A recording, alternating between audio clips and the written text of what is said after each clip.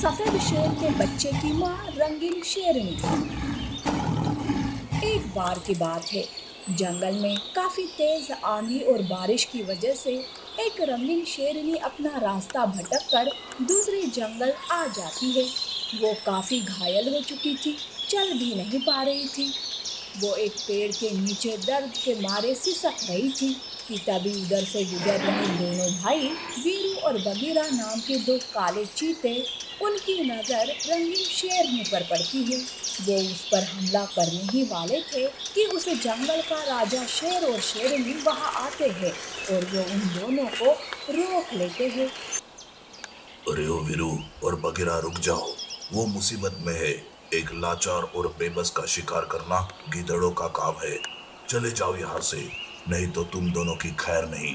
शेर के गुस्से को देखकर बगीरा और वीरू डर के मारे बिना कुछ कहे वहां से चले जाते हैं। लेकिन वो दोनों मन ही मन शेर से बदला लेने की ठान लेते हैं। इधर उल्लू वैद रंगीन शेरनी का इलाज करता है। कुछ ही दिनों में रंगीन शेरनी एकदम से ठीक हो जाती है। महाराज, आप दोनों का बहुत बहुत शुक्रिया। मैं आप दोनों का ये एहसान जिंदगी भर नहीं भूल सकती। अब मुझे यहाँ से जाने दीजिए।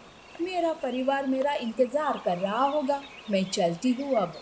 ये कहकर रंगीन शेरनी वापस अपने जंगल चली जाती है। कुछ दिन यूं ही बीत जाते हैं। शेरनी एक सफेद शेर के बच्चे को जन्म देती है, जिसे देख शेर और शेरनी बहुत खुश होते हैं। जब ये बात वीरू और बगीरा को पता चलती है तो वो दोनों गुस्से से आग बबूला हो जाते हैं। वीरू बगीरा से कहता है, बगीरा, अब हमें और देरी नहीं करनी चाहिए। कुछ भी करके शेर और उसके परिवार को मार देना चाहिए। हाँ भाई, सही कहा तुमने। अब उनका बेटा भी हो गया है। अब अगर हमने देरी की तो वो बच्चा बड़ा होकर जंगल का राजा बन जाएगा और हम सिर्फ देखते ही रह जाएंगे। ये सोचकर वो दोनों शेर की गुफा के पास आते हैं और चुपके से उस पर नजर रखते हैं। शेरनी बच्चे को जन्म देने की वजह से बहुत कमजोर थी। वो गुफा में आराम कर रही थी। तब शेर शेरनी से कहता है, शेरनी, तुम अभी बहुत कमजोर हो। मैं तुम्हारे लिए शिकार ढूंढ कर लाता हूँ। तुम आराम करो। मैं यूं गया और यूं आया। ये कहकर शेर गुफा से बाहर आता है कि पहले से ही शेर पर नजर रखे हुए वीरू और बगीरा धोखे से शेर पर हमला कर देते हैं। अचानक हुए हमले से शेर के कुछ समझ में नहीं आता कि क्या हुआ। वो अपने आप को संभाल कर वीरू और बगीरा पर हमला करने ही वाला था कि वो दोनों शेर पर लगातार वार पर वार करने लगते हैं। शेर जोर जोर से दहाड़ मारने लगता है। अरे ओ, गीदड़ों की तरह पीछे से क्या वार करते हो? हिम्मत है तो सामने से वार करो। ये कहकर शेर जोर की दहाड़ मारता है। शेर की दहाड़ सुन वही गुफा में आराम कर रही शेरनी अपने मन में सोचती है, अरे ये तो महाराज की आवाज लग रही है। पर महाराज की आवाज इतनी दर्द भरी क्यों है? कहीं वो मुसीबत में तो नहीं ना? यूं सोचकर शेरनी गुफा के बाहर आकर देखती है। वो वहां के नजारे को देखकर घबरा जाती है। शेर की हालत बहुत खराब थी। तब शेर शेरनी को देख लेता है और कहता है, शेरनी, तुम जल्दी से सिम्बा को लेकर किसी सुरक्षित जगह पर चली जाओ। ये दोनों जालिम तुम्हें और सिम्बा को नहीं छोड़ेंगे। तुम मेरी चिंता ना करो, मैं इन्हें रोकता हूँ। ये सुनकर शेरनी बिना देरी किए सिम्बा को लेकर वहां से भाग निकलती है।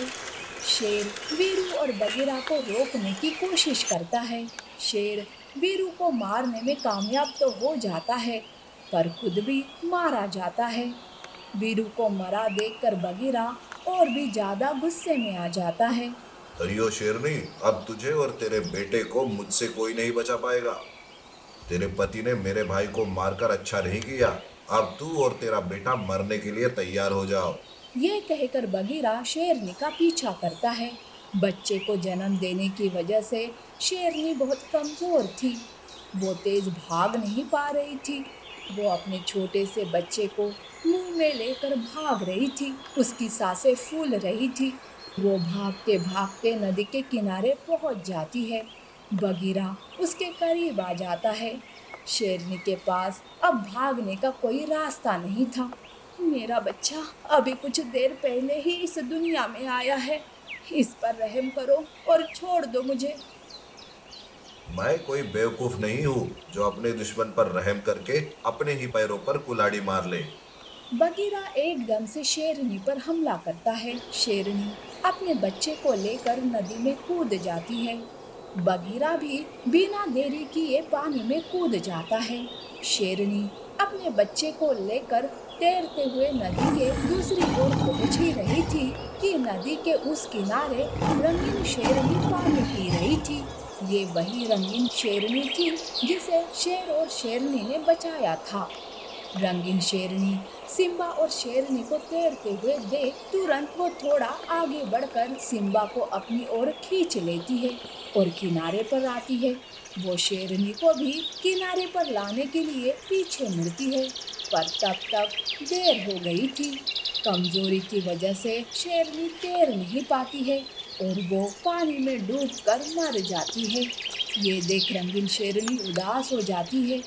इससे पहले कि वो कुछ सोचती, बगीरा भी वहाँ तैरते हुए आता है और रंगीन शेरनी को देख कर कहता है, देख शेरनी, मुझे तुमसे कोई दुश्मनी नहीं है, तू वो बच्चा मुझे दे दे। अरे ओ बगीरा, लगता है तूने मुझे पहचाना नहीं है।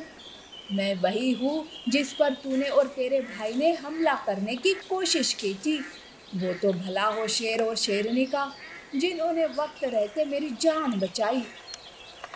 अच्छा, तो तुम ही हो वो घायल शेरनी। वैसे मुझे क्या लेना देना उन पुरानी बातों से। मैंने तो शेर और शेरनी को मार दिया। अब इस सिम्बा को भी मारकर मैं जंगल का राजा बनूंगा और अपने भाई का सपना पूरा करूंगा। अब वक्त आ गया है कि मैं शेर और शेरनी के एहसान का बदला चुका सकूं। मेरे जीते जी तू सिम्बा का कुछ नहीं बिगाड़ सकता। ये कहकर रंगीन शेरनी बगीरा पर हमला करती है और उसे मार डालती है। शेरनी, लगता है भगवान ने मुझे मौका दिया है तुम्हारे और महाराज के एहसान का बदला चुकाने का। आज से मैं सिम्बा की माँ बनकर उसकी देखभाल करूंगी। उसे कभी भी कोई भी कमी महसूस नहीं होने दूंगी। ये मेरा वादा है तुमसे। यूं रंगीन शेरनी सिम्बा की माँ बनकर उसकी देखभाल करने लगी। वक्त के साथ साथ सिम्बा भी रंगीन शेरनी को ही अपनी माँ समझने लगा और यूं वो दोनों खुशी खुशी जीवन गुजारने लगे।